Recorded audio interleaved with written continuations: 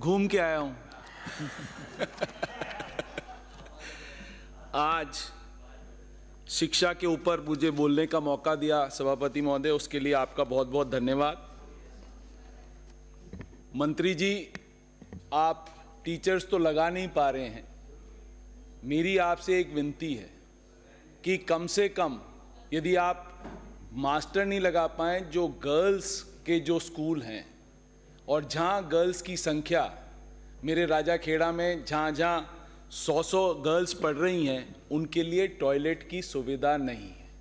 आप स्वच्छ भारत मिशन में, मेरा आपको बता भी देता हूं, आप कहेंगे कि इंफ्रास्ट्रक्चर में आप पास पैसा नहीं है देने के लिए, स्वच्छ भारत मिशन में आपके पास पैसा पड़ा हुआ है, उसको आप डबटेल करा लीजिए। आप हमारे को डांग विकास बोर्ड का पैसा दे रहे हैं, आप कलेक्टर्स को ये कह दीजिए कि भी डांग विकास बोर्ड से पानी की टंकियां, हैंडपंप लग जाएं, जिससे इन बाथरूमों के टॉयलेट्स की गंदगी से हमारी लड़कियां बच सकें, क्योंकि लड़कियों को बाथरूम जाने की बहुत ज़्यादा प्रॉब्लम है। हमने अपनी कोशिश करी, मेरे ज़माने में मैंने काफ़ी एमएलए फंड से पैसा दिया है इसके लिए, बट फिर भी हर स्कूल में हम उसको पूरा नहीं कर पा रहे।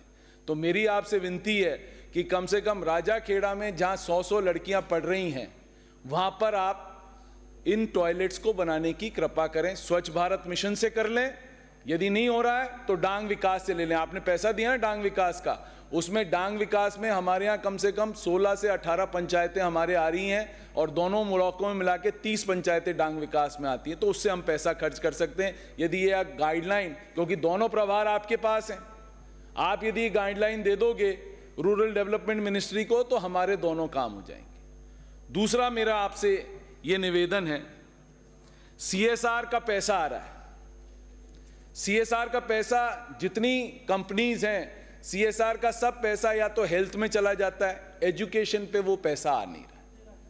तो सीएसआर का जो भी पैसा है, वो आप कोशिश करो कि सीएसआर का पैसा आप शिक्षा विभाग में लेके आओ। जब तक आप ये शिक्षा विभाग में सीएसआर, आपके पास टोटल आप 200 करोड़ का बजट दे रहे हो और स्कूल्स इतने सारे पड़े हैं, हमारे अपग्रेड हो गए, आपकी नई पॉलिसी से, जो केंद्र सरकार की नई शिक्षा नीति है, उसमें 10th वाले स्कूल सब 12th वाले में हो गए। ये राज्य सरकार ने तो करे नहीं, वो तो आपकी पॉलिसी थी, उसमें 10th से 12th उनको करने थे, उसमें ना टीचर्स दे पाए। आपने इस साल जो आप कह रहे थे आपके जमाने में टीचर्स नहीं है, आपने क्या करा? 2202 व्याख्याताओं की आपने करी, और ये धौलपुर डिस्ट्रिक्ट में 2200 व्याख्याताओं की पोस्ट खाली है, और आपने पूरे राजस्थान में 2202 पोस्टें निकाली हैं। क्या मजाक कर रहे हैं अपन? आपको सिर्फ ये ब्लेम करने में मजा आता है कि पिछली सरकार ने किया, आपने 1.5 साल में आपने क्या कर दिया? आपको ब्लेम गेम खत्म करिए। इस सरकार का हनीमून पीरियड खत्म हो चुका है, लोग बाग अब आपको देख रहे हैं कि आप कैसे काम कर रहे हैं। 2202, ये हमारे कॉलेज शिक्षा मंत्री जी कहां गए? 385 करोड़ की स्कूटियां कबाड़ हो रही हैं, एक भी नहीं लो स्टूडेंट्स को मिली हैं। 385 करोड़ की कंपनियों के स्टॉक पड़े हुए हैं गोडाउनों में, वो कबाड़ हो रही। क्यों नहीं बांट रहे हो साहब? किसने मना करा आपको? किसने मना करा? ये तो बांटिए आप कम से कम। ये तो पेपरों की कटिंग है जो मैं आपके सामने रख रहा हूं। यहां कॉलेज एजुकेशन डायरेक्टर बैठे हैं, क्या कर रहे हैं? What are we doing? तो ये सब आपको देखना पड़ेगा। आज राजमहेश के जो टीचर्स लगे हैं, जो राजाखेड़ा, मनिया और मरैना में राजमहेश के टीचर्स लगे थे, जो सूरज, जो हमारी भरतपुर वाली यूनिवर्सिटी है उससे एफिलिएटेड हैं, उनके आपके राजमहेश के सब टीचर्स को निकाल दिया। वहां स्टूडेंट्स के कोर्स आज भी नहीं हो रहे हैं, और मुख्यमंत्री जी ने यह अनाउंस करा था कि हम एक भी नहीं निकालेंगे, और वहां पर एक भी टीचर नहीं है। ना उनके 45 पीरियड पूरे हुए, ना उनके कोर्सेज पूरे हुए, कुछ भी नहीं हो रहा है। ये सिर्फ बात करने से और यहां पर ये कहने से कि हम ये कर रहे हैं, उससे काम नहीं चलेगा।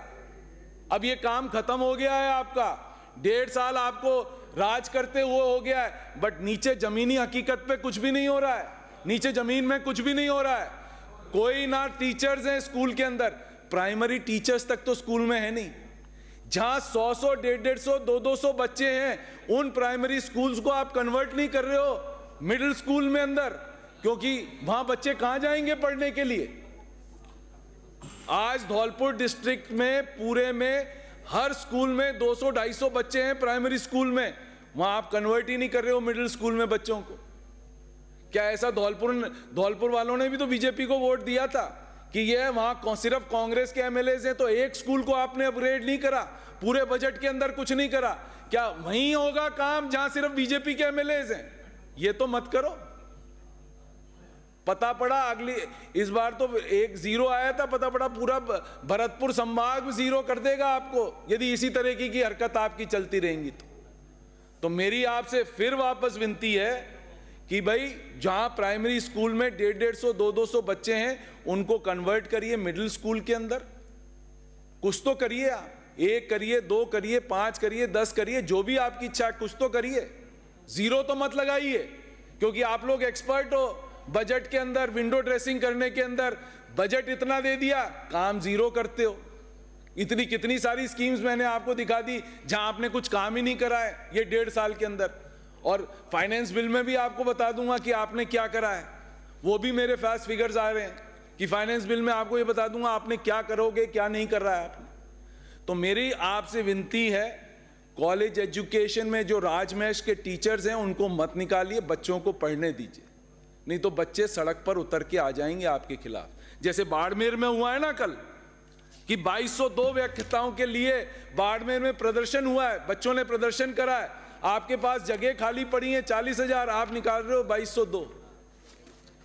ऊंट के मुंह में जीरा भी नहीं।